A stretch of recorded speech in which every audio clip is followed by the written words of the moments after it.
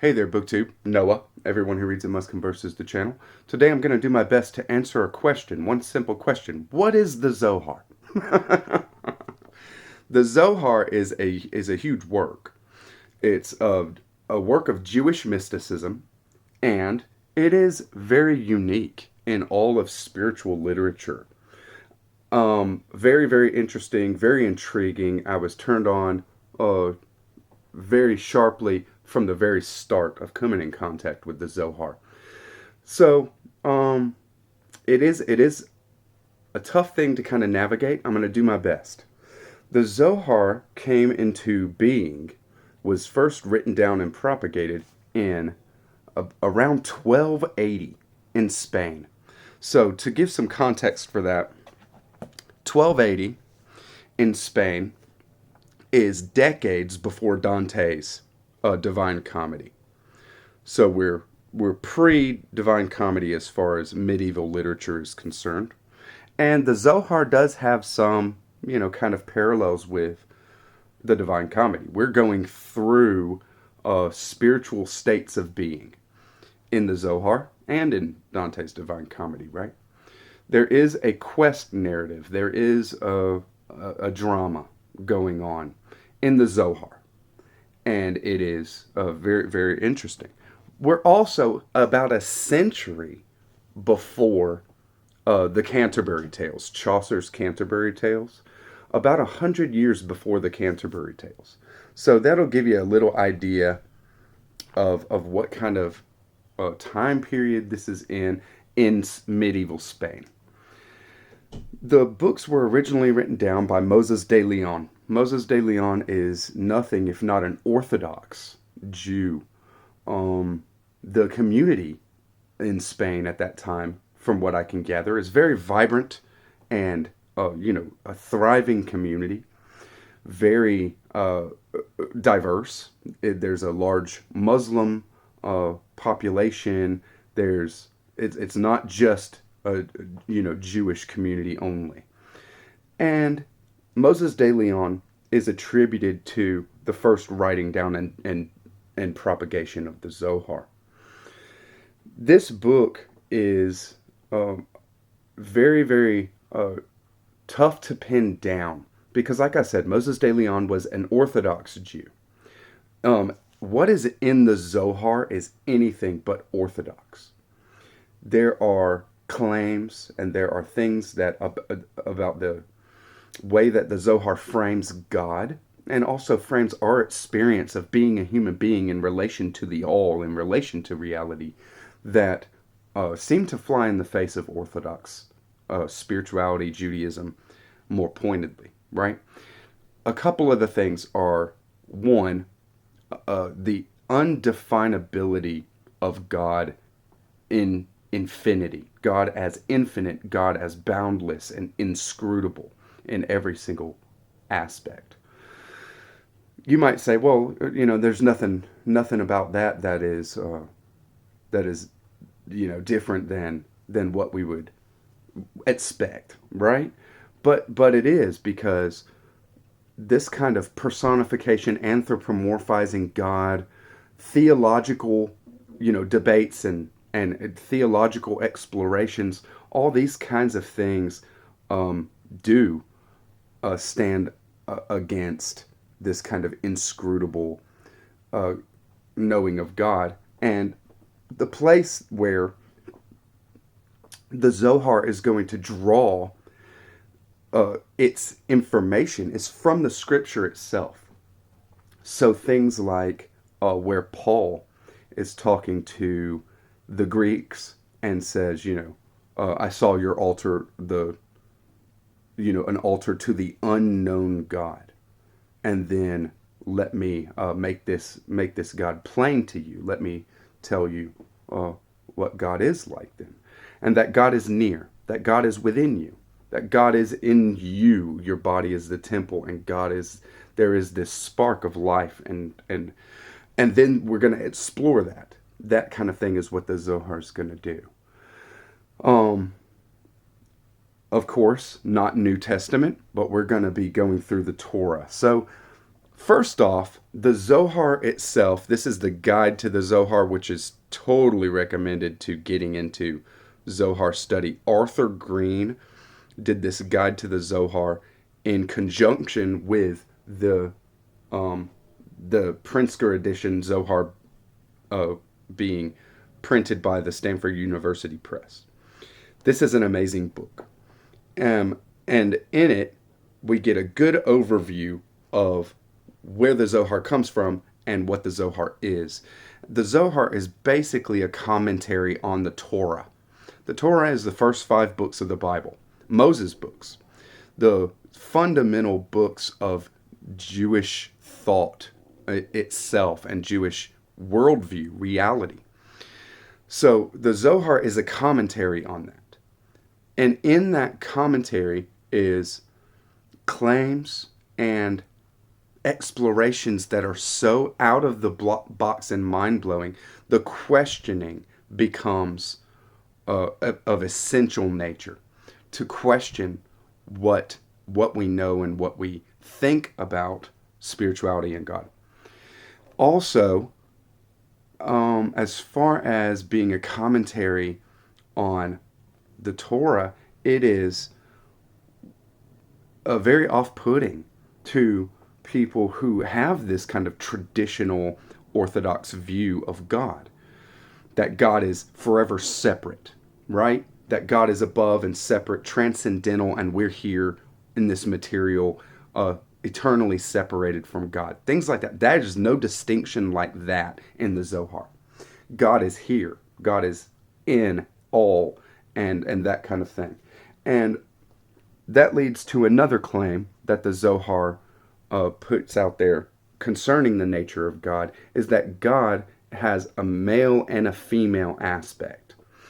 God is not a gender defined being, and it definitely, you can see where this might fly in the face of Orthodox Jewish thought when we consider how patriarchal the society in how it has played out in the world over time, thousands of years, right?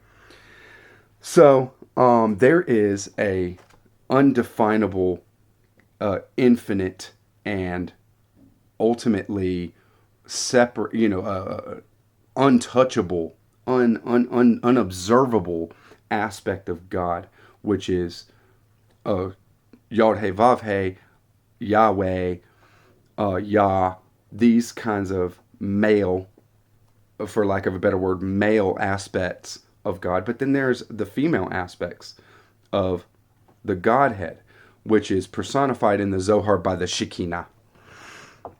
Shekinah is God here in the earth with us, and it is always personified or anthropomorphized as a female being, for lack of a better word. So being itself is God. And you'll never hear me or most anybody talk about the Zohar in any way without coming into contact with this glyph right here. This is the tree of life. And at the top we have the crown, the Godhead itself. And then at the bottom we have the earth, the foundation, the world as it is in material being. And these kind of stages as God manifests and creates the world and us as beings, and ways to go back to for the being, for the world and individuals in the world to have an experience of God by going through the different aspects of the Sphirot or Sephirot. I've heard it pronounced Sphirot by Daniel C. Matt himself, so I'm going to go with that. And these are powers. These are like universal aspects of God. And how they play through and how we go through it is very, very interesting. That glyph is something that is all-encompassing. And not only is it like a map of the reality itself in this philosophical, theological, theosophical um, psychological way of looking at being and yourself and growing. You know, it's a map of our inner being is the tree of life, but also a map of the reality itself. It's a cosmology, and that cosmology is also God itself, and the God itself is also infinity. So around the tree of life, the white space of the page is part of the glyph itself. The tree of life comes out of sacred geometry. You're going to see, if you look through my playlists, whenever I do approach Kaballah or the tree of life in exploring texts and things like that, then I'm going to, there's going to be some, sacred geometry. Maybe I even use only a point, a line, and a circle, and I'm just exploring one aspect of the tree of life. Maybe the first three points, the first three spheroids, and it's there's no limit to how much exploration and digging you can do with these very very simple glyphs and ideas that just flower. They open and they flower. It's beautiful exploration, and that's what the Zohar is all about. Commenting and questioning Torah. I said before that the Zohar is a drama.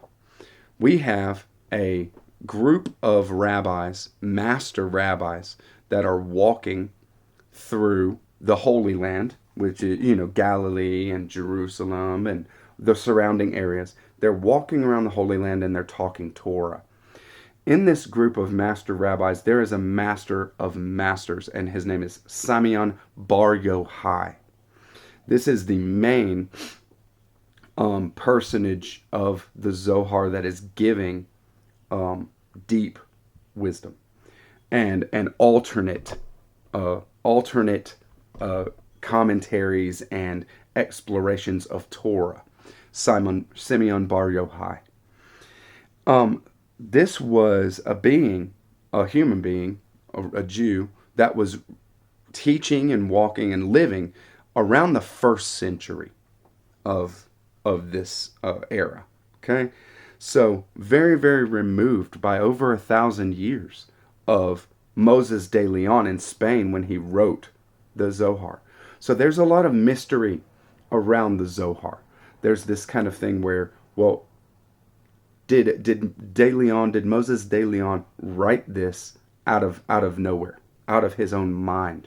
How much of it comes from tradition or from a stream in history that has come down to him and his group of Jewish rabbi practitioners, his family even, right? And there's a lot of the stream of that Kabbalah comes out of goes to the Bible itself. One of the main personages that that the Zohar kind of, or that Jewish Kabbalah rests on is Ezekiel, the book of Ezekiel in the Bible. Ezekiel being a prophet, having a vision and having many visions and having communion with God as an example par excellence of this kind of being that lives in communion with God and coming up with your own experiential way of being a human being.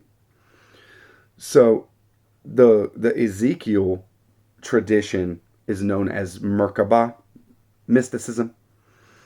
A Merkabah mysticism has its place within Kabbalah itself. But the Zohar is really more focused on the Torah, the first 5 books of the Bible, and not necessarily the prophets and things like this, though it will draw and does draw on all of Jewish writing, whether that be the Bible, the prophets, the law, the wisdom teachings, Ecclesiastes, Proverbs, Psalms, David's writings, these kind of things, Solomon's writings, but also other Jewish writings like the wonderful and unbelievable Guide for the Perplexed by Moses Maimonides. There possibly wouldn't be any Zohar without this book right here, the Guide for the Perplexed by Moses Maimonides. This was written and propagated in 1190 AD in Spain as well. Spain is the center of Kabbalistic thinking as it has been brought out to the wider, uh, you know, people of the world. Spain is where it went down. And Moses Maimonides, this has a lot to, Zohar is basically a response to a work like this in the claims of, God being God being infused in all, that there being this kind of spark, this reason, this part of each individual that is a personification of God in being. And it's very, very interesting.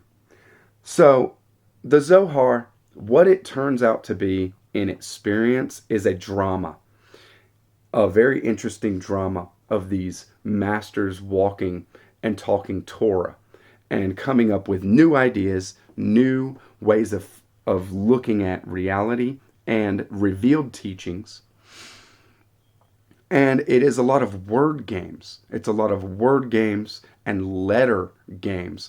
It's written in Aramaic, which is a form of Hebrew.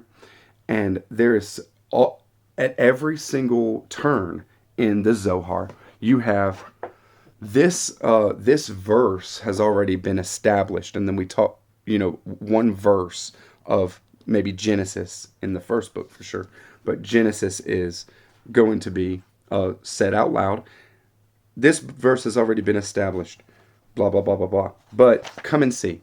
Come and hear a new way of framing this, a new way of understanding what it is that the scripture is teaching, what it is that God is saying to us humans and to himself. Because are we not an aspect of God itself as well? This kind of love, this eternal love between the male and female aspects of the Godhead playing out in our lives, in our being. And that can be collectively, like the collective being of humanity, but also in individuals' lives. That you are part of this drama. You are part of this epic quest that these saint errants are embarking on. So I hope I gave you a little bit. And if you're interested, there is a wonderful talk by Daniel C. Mack, the scholar that did the translation and commentary of the Zohar, called "How the Zohar Reimagines God." And I'm going to link that in the description box. Feel free to give it a watch and let me know what you think. Any questions, comments, leave them in the description box. I'm going to be doing content on this just as it comes up. This is a slow, methodical kind of project for 2022. Thank you very much, BookTube. Catch you on the next one. Bye-bye.